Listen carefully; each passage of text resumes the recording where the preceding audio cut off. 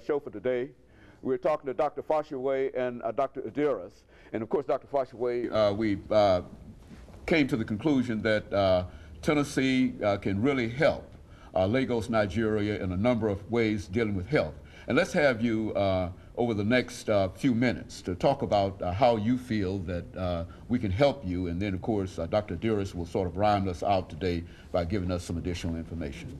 Like I said earlier, we could develop a mutually beneficial relationship because there's some things we have that you don't, and there's some things you definitely have that we don't. I will talk about medical supplies and equipment.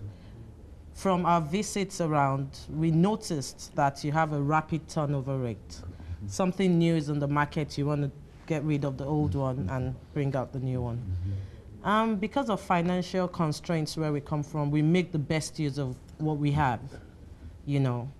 So, in the line of medical supplies and equipment, I believe that we would benefit a lot from transferring all those equipments that are apparently still in good shape to Lagos State. Because from what we see, I mean, what you're replacing is still usable. Good. You know. It might not be the highest technology, but Yes. it's still high technology compared to your present situation. Well, not necessarily. We do know that we know the standards. As long as it works and it fits the standard, we can use it. You know. And also in the process of capacity building, we could have exchange programs. Some of your doctors can come over to Lagos, Nigeria, see what we see.